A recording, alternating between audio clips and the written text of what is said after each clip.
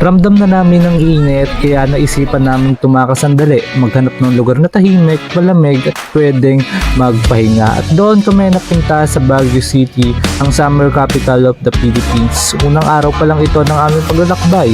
Sa video na ito, samahan nyo kaming suklasin ang lugar na pinuntahan namin sa aming unang araw. Ang ganda ng Baguio, ang kultura at ang makukulin na itong struktura. Kaya tara, samahan nyo kami.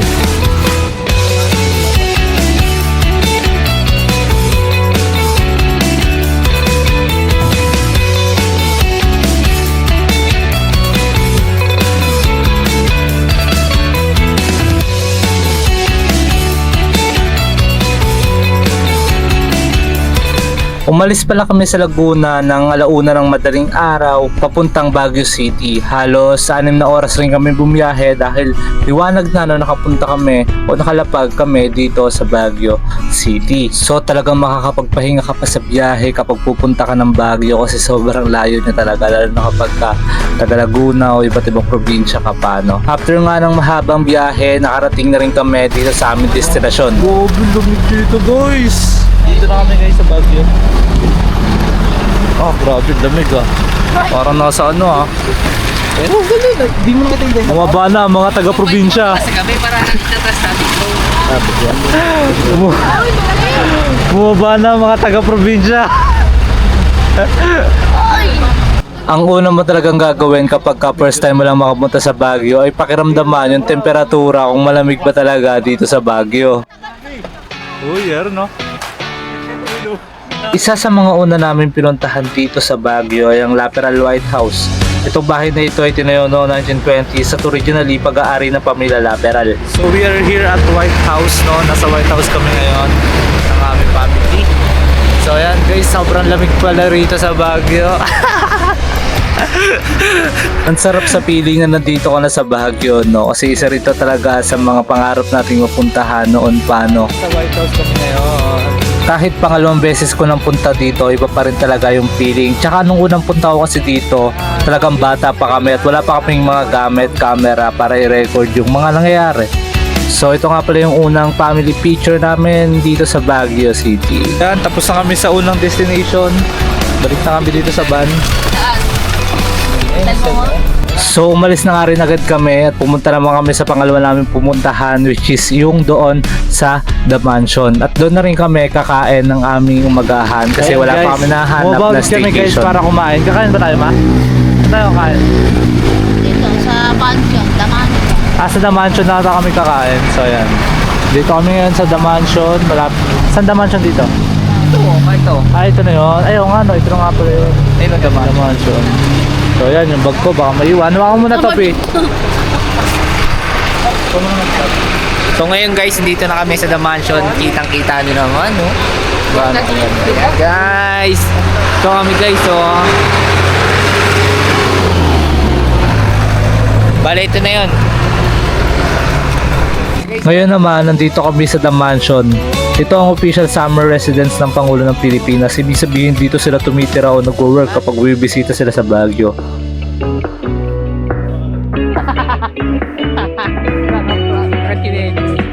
Isa ito sa mga pinaka-dinadayong lugar sa Baguio dahil sa historical value nito. At syempre, bilang simbolo ng leadership ng bansa.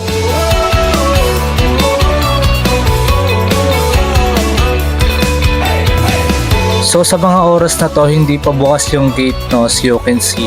Pero later on, magbubukas yan kasi babalikan namin yan mamaya. So ayan guys, tamang picture na naman ang mga i-pick natin dyan. Para di ka na mapapagod dyan, no? Para di ka agad mapapagod. Tapos doon meron tong Riverside ba tawag? Doon sa banda doon. So ayan, dito kami ngayon sa Marcos Mansion. Ayan. Hindi kompleto ang Baguio nyo kapag ka walang strawberry taho. Ayan, dapat may strawberry taho. Ako dito, may picture dito. Let's go. Kapag dadayo kayo dito sa Baguio, maganda tikman nyo rin tong mga taho nila. Strawberry, ube, may iba't iba pang flavor yung mga yan eh. Pero worth it. Ayan guys, isa rin sa mga napansin ko rito sa Baguio, ang ganda ng kalsada nila, malinis. Ang sarap mag-jogging, walking sa umaga. Dahil nagugutom na. So, kaya kakain kami dito sa Baguio. Dahil gutom na ang Magahan. Gutom na ang vloggeries.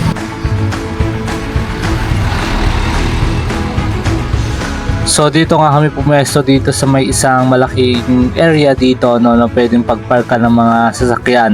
So dito na kami kumain, gumagahan para may lakas pa sa mga susunod na journey natin no. Ngayon guys, kasi hindi pa namin napupuntahan yung aming staycation. Gawang sarado pa. So dito muna kami pumarada at kumain.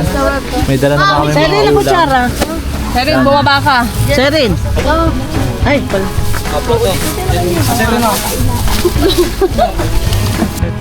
Tuwan-tuwa. So after nga namin kumain, may mga bilihan pa pala rito no.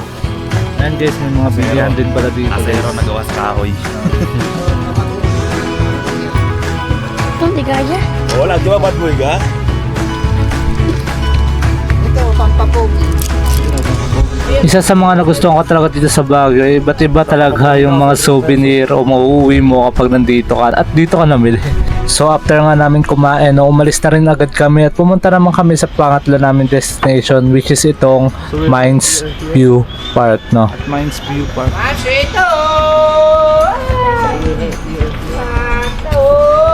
So nandito nga kami ngayon sa labas ng Mines View Park no, and then magre-register na rin kami mamaya-maya after namin mag-picture dito sa pinaka-signage nila no.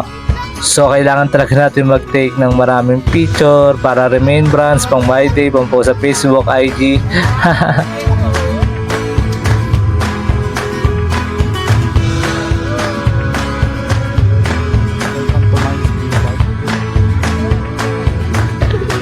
So after nga namin mag-take ng mga pictures no, so nagpunta na kami dito sa entrance upang magpa-register at para makapasok na kami at makita yung ganda ng park na to. So magkano nga ba yung entrance fee dito? Ang entrance fee dito ay nagkakahalaga ng 10 pesos for 13 years old and above. And then kapag children ka naman, 3 years old to 12 years old, 5 pesos yung babayaran mo. Pero kapag 2 years old, is libre na siya. 2 years old po ba?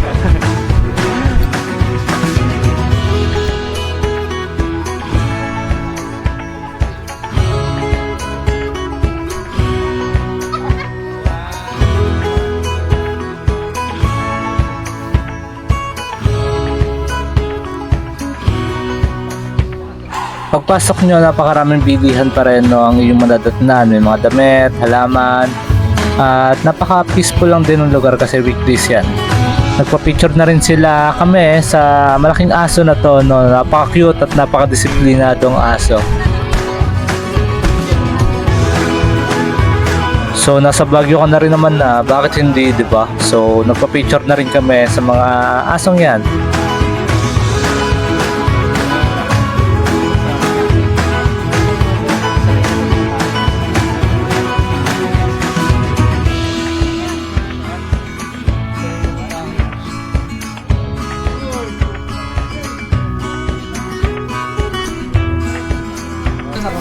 Grabe lang yung aso.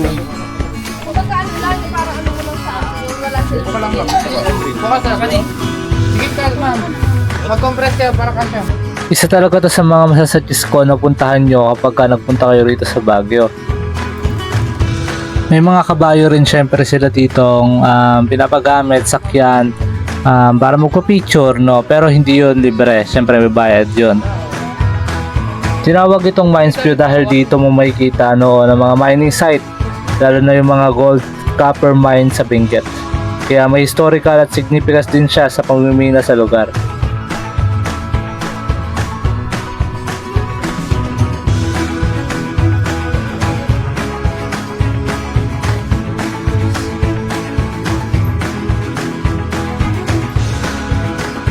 Kaya hindi na ako magtataka kung bakit dinadayo siya kasi talagang napakaganda dito sa Mines View Park.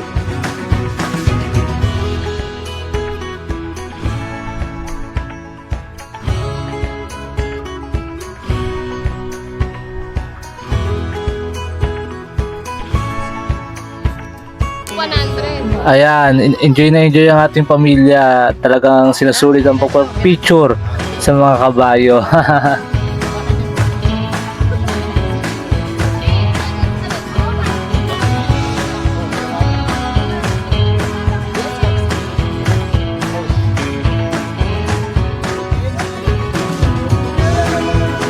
At syempre, hindi rin tayo magpapahuli, no? Kaya sinubukan natin sumakay sa kabayo. So, first time ko rin din tong makasakay sa kabayo. So, ganito pala yung experience.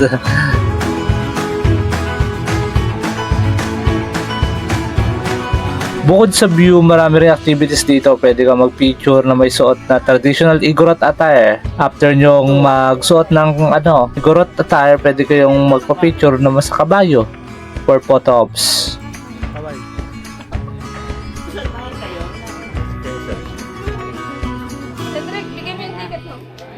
Siyempre, hindi tayo magpapahuli kaya sinubukan din natin itong attire na to.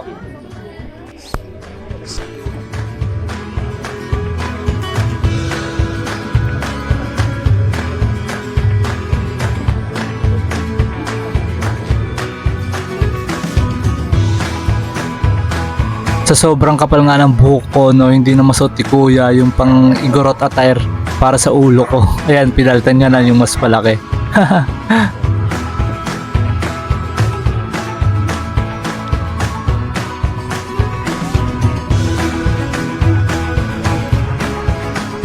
So alright, tapos na kami mag-picture-picture. So, pupunta na kami sa staycation namin. So ayun, pagkatapos namin doon, uuwi na kami o pupunta na kami sa mismong bahay na pag-i-stayan namin for 3 days. Yung aso sa tao, naupo yung aso. Sabi ng babae, 2 taon na yung aso. 2017 may aso na doon. Pero iisa lang dati. So after namin mapuntahan yung unang 3 destination, no, so magpapahinga muna kami sa aming nakuhang room dito sa Baguio.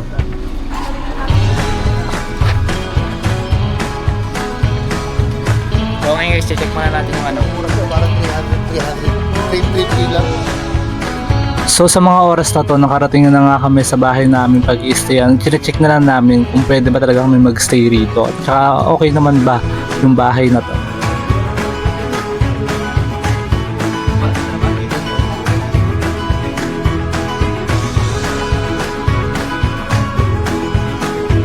So the final decision is dito na lang. So ayan, naayos na namin yung mga gamit. Ang ganda pa naman ng view rito. So after nga namin i-check yung bahay, okay naman daw. So dito na kami mag-i-stay for 3 days.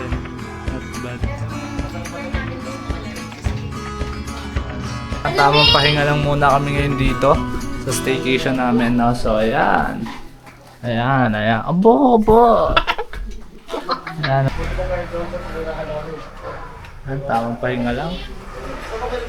So alis ulit kami mamaya para sa next destination natin, no? One thing I-realize lang din simula nung pumunta kami rito ay talagang ang sarap magpahinga at masasabi mong parang gusto ko na lang dito, ayoko nang umalis dito. Pero minsan kailangan talaga natin tanggapin na may mga parte ng buhay natin na may magandang darating sa atin at minsan may aalis din talaga at aalis din talaga tayo, no? Pero alam mo kung ano yung hindi mawawala. Ang hindi mawawala ay yun yung memorya, yung pagsasama at yung mga magandang natuklasan natin sa buhay.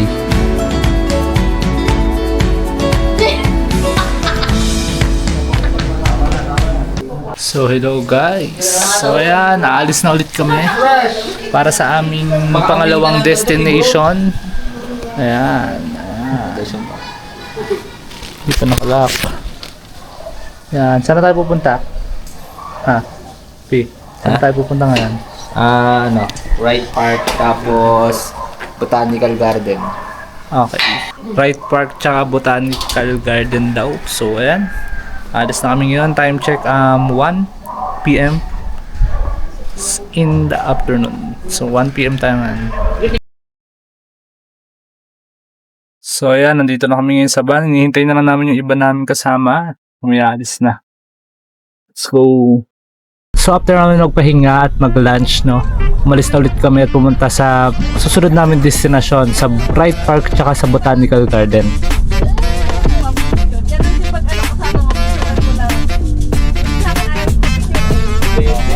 So nandito na kami.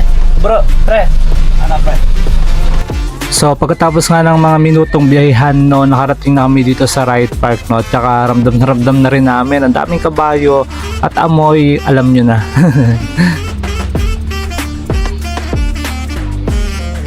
Gusto ko. Ikaw na, pag-usawin ka na, Hindi palit-palit. O, pwede yun. Hindi. Di pwede, dapat sa rin tatapusin mo Sasakay isang ka negosyo. kabayo eh. So sa mga oras na to, nag-iisip sila kung sasakay ba sila o hindi. Pero sa huli, sasakay at sasakay pa rin yung mga yan. Kailangan merong isa sasakay ka. So ayan guys, kitang-kita nyo naman sobrang daming kabayo. So ayan, grabe. So ayan, nagpa-lista rin kami no at magsasakay namin ng kabayo dyan.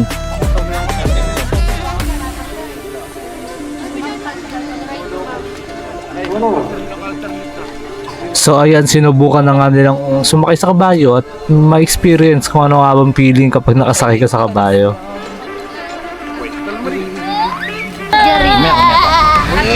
Boy.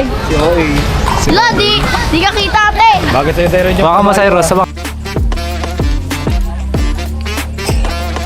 Ay, si Cyrene. Bye ate. ano? Boy. Ay, si Cyrene. Susunod dyan po, susunod.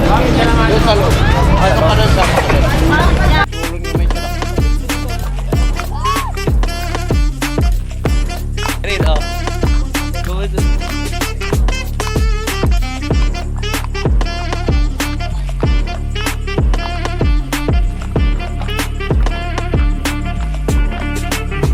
Dalawa ba magkasakay sa kabayo? Or isa-isa lang.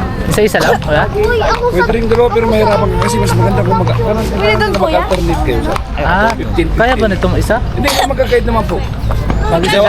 Awakan mo na lang. Papalit kasi Ah, dalawa sila? Akala ko magkatabi kami. Hindi kasi siya ano. Ito na, sasakay mo yun. Kaya mo ah? Sakay ko dyan may sa... May turnate naman, tapos kasunod mo lang din, kasunod mo lang din sila. Ay, parang kagaya ni Jeric. Pagkatapos ni Shirey, si Jeric naman nagsasampa. May dalawa. Ato kaya iikot? Suluhan lang sila yung upuan. Sila. Ay, di puro mukha mo. Sakay mo na. Sino na? Ma'am, dito na. Hanap ka lang naman. lang naman kami dito. Oo, hindi naman na ano. Sige, sige. Kaya na? Hawak bros ah. Hawak bros. Ay. Isa po. Pero, Hawak lang.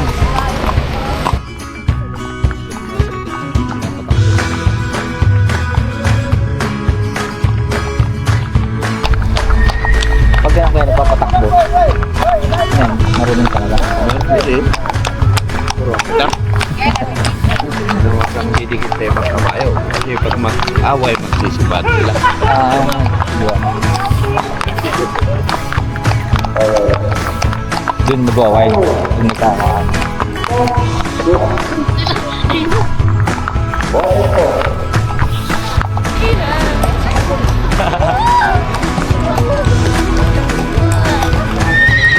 ano mag-race? Baka mahulog ka. Kasi doon sa kaluwi.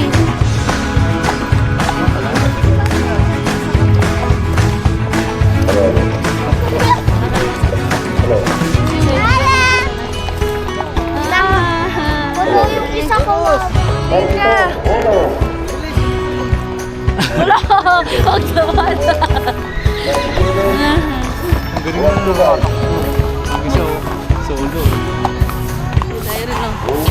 Ilang minutes?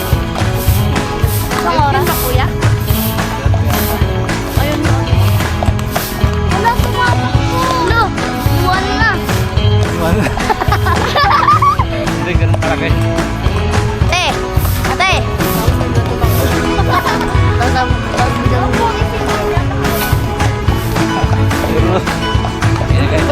Kapag tayo nag-ano, tatal na din ako.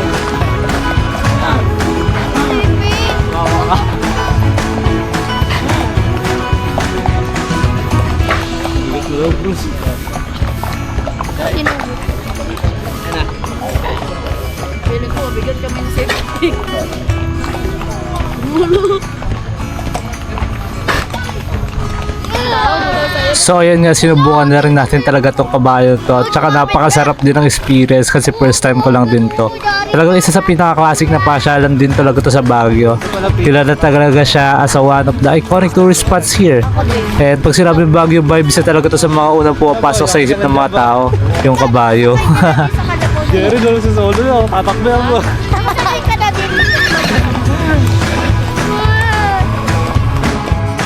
So after namin dyan mag horseback riding, no, pumunta na rin kami dito sa I Love Bright Park na nakasulat doon or yung signage nila. So dito na kami nag picture ulit for the remembrance of course.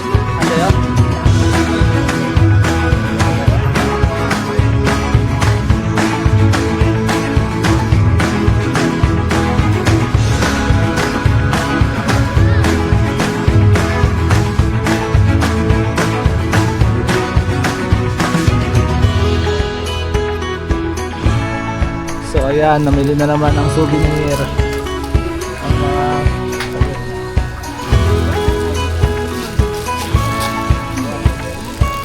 So ayan, naakit naman daw. Taas guys. Taas.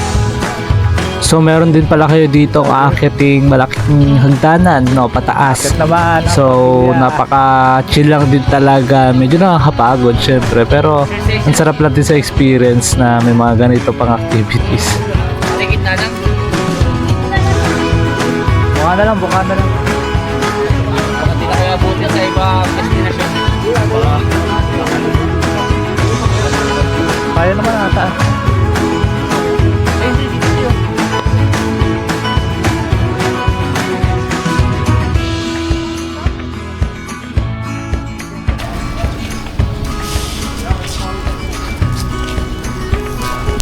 So dadaan kami doon sa may parang ano, may mga sa garden, yung may tubig sa gitna. So doon na kami dadaan pababa after namin umakyat. So ayun, sobrang solid dito, grabe yung temperature, ganun pa rin, ang malamig pa rin talaga compare sa mga gaya sa amin sa Laguna.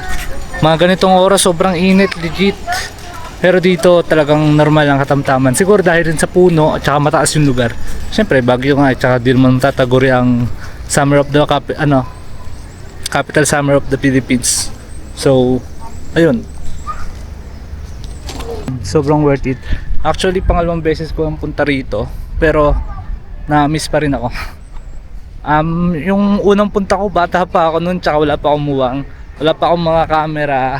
So ayun, ang ganda lang ng experience, tsaka ang ganda lang din na yun, na mayroon na kaming mga gamit para i-keep yung mga memories. Di ba boy? Ito, kagaya niya na. Wala na memory.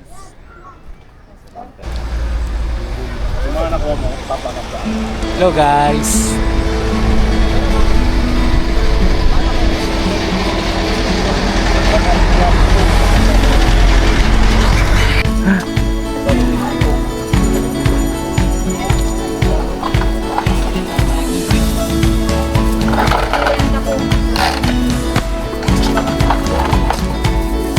Ano nabili mo, madam?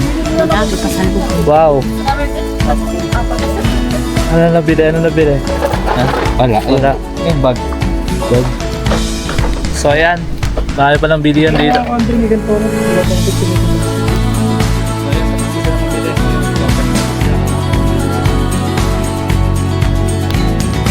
So the best din talaga siya pasyalan ng mga pamilya natin, no? Kasi sa paligid niya puro pine trees, no? And then nararamdaman mo talaga yung ganda, yung vibes ng lugar na to, no?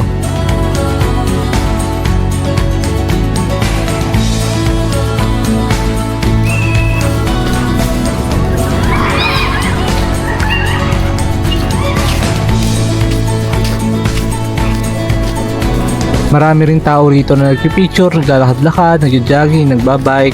Kasi ang ganda lang din ng lugar, tahimik, relaxing, and very refreshing talaga.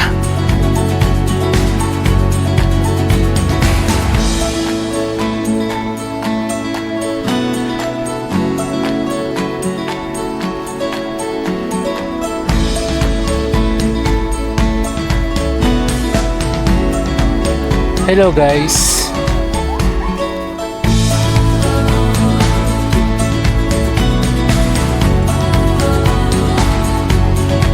So nandito ulit kami sa may The Mansion. So ayan, pipicture lang ulit kami kasi bukas na ulit. Bukas na. Kanina kasi di bukas. So after nga namin mag ride park, bumalik ulit kami dito sa The Mansion. So usually magkasunod lang talaga siyang pinupuntahan ng tourist.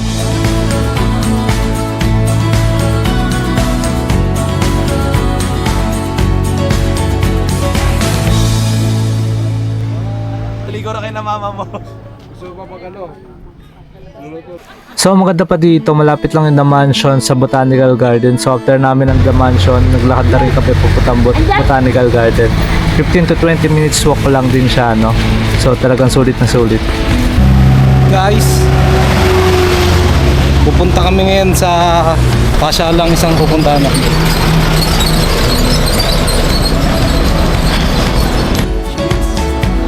Hindi naman kayo mapapagod dito kakalakad, no, kasi pababa naman siya, and then malamig naman yung klima dito sa Baguio, so kahit maglakad mag-jogging ka okay lang talaga. So ayan, nakarating na tayo sa Baguio Botanical Garden, no? So ayan, nagpicture-picture lang din kami dyan ng family, and then pumasok na kami dito sa may entrance, no, after namin magbayad for entrance.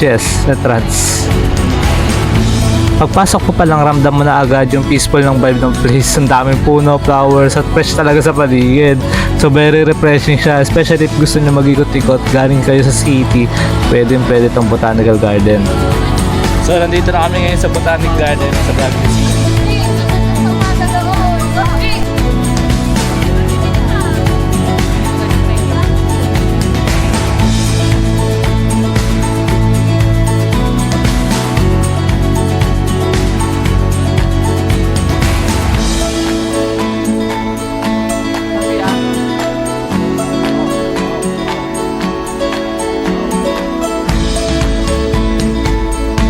So kung pansin nyo, wala siyang masyadong tao, no? Kasi Wednesday to, weekdays, no? So wala rin talaga siyang tao. So ito yung mga best na araw para pumunta kayo rito kasi wala kayong kaago sa pag-picture nyo. At saka hassle din kasi pag maraming tao, di ba? Maraming pila, marami kang makakasalubong, ganon. So ayan, peaceful lang din talaga yung vibes mo.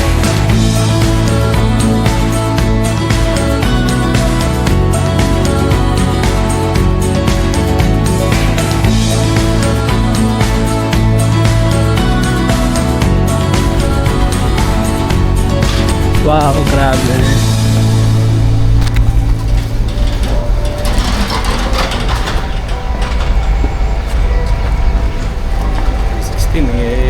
Action ko mo. Upload mo yan, ha? Tsaka guys pala, may part talaga na parang nasa ibang country ka bigla, especially yung mga area na may Chinese inspired structures.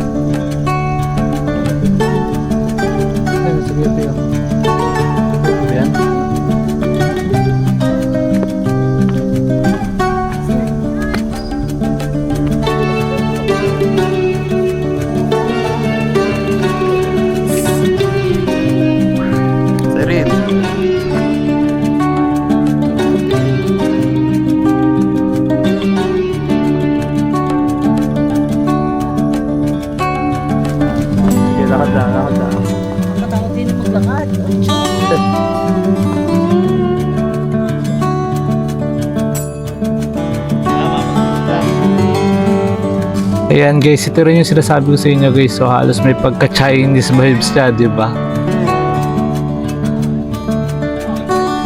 Ayan, nakita ko siya. Year of the Pig ako guys. Ayan. Anong year nyo guys? Kung anong year nyo guys, nandito lahat ng hayop animals. So ako Year of the Pig ako. Kasi 2007 daw. Ayan. Ito ang ganda dito.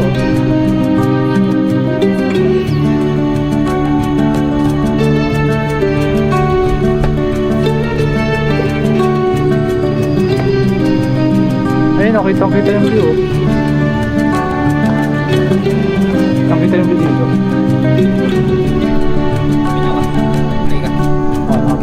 Okay guys, dito kami sa Botanical Garden. Ito na. Parang kumakausap lang ng ano. So hindi pa pala namin to nalibot lahat kasi talagang sobrang laki ng Botanical Garden. Pero sa mga maganda dito sa Botanical Garden is hindi lang siya about sa plants and nature or inspired structures. May mga halo rin siya culture and art. Sa orchids o seedlings lang. Ay, ano. So ayan guys, palabas na kami ng Botanic Garden. Tapos na ang aming picture at mga highlights. So ayan, palabas na kami. Palabas na kami guys. Solid. Hindi man namin napuntahan lahat pero Pagod na eh. grabe pa rin ang ganda. Hindi man Grabe. napuntahan ng lahat. Para ka talagang nasa ibang lugar pag nandito ka. Nakapagod lang talaga. Magkano nga yung entrance? 100 sa adult. 25 lang sa 12 years old pa ba? Okay. 25 pesos. 100 pesos sa adult. 25 pesos naman sa mga ano, Bata. sa mga bata, child. So yan. Sobrang ganda dito, sobrang payapa. Ngayon ay April 15, no? April 15 ngayon, First day namin. Wednesday. Yo guys. Walang tao, wala na masyadong tao, no? Sarap pag bagyo ngayon guys. Kung magbabagyo kayo mga ganitong araw. Malang Weekdays. gasolina. Weekdays talaga konti ng tao. Di natin sure kung mga Sabado. Ganun. Pero ngayon, Wednesday Pero kasi ngayon. solid to kasi hindi agawan sa pagpipicture. Oo. Wala kang naman. ano. Wala nang hintayan, Yeah. ganun. Hapon na. Time check. 4. Grabe. 5 na pala. Ang nag-highlight talaga dito is yung mga bulaklak. Puro bulaklak talaga sa paligid. Kahit sa katumingin may mga bulaklak. Ayan. Mga puno. Tsaka yung mga statwa na ano. Tsaka sa part na doon meron ng mga Chinese na mga design. Chinese. Ang susunod namin pupuntahan. Anong next? Igorot Stone. Igorot Stone na? Igorot Stone. Ah, tapos ngayon na yun? Di, ano pa yun? Bukas na yun. Bukas na yun. Di Parang na may kaya eh. lakas. Kulang na yun. Di na Wala pa kami makapag-picture eh. gawa ng biyahe namin. Bukas na yun. Day 2. Just wait. Day 2. In Baguio. Sayang. So ayun yung mga pupuntahan nyo pala guys. James lang Kaya yata. guys, Wala po. pupunta kayo ng Botanical. Ito, hindi pa lang ako pupunta talaga yan. Ano? Dami ko. Picture na lang ako nga. Ay, exit. Stop. Ay, So ayan guys, sa mga oras na yan, pauwi na kami ulit kasi talagang pagod at saka ubos na rin yung oras namin kasi bukas aalis pa ulit kami ng maaga. So after na ito, magmamalengke kami tapos kakain na lang kami sa bahay.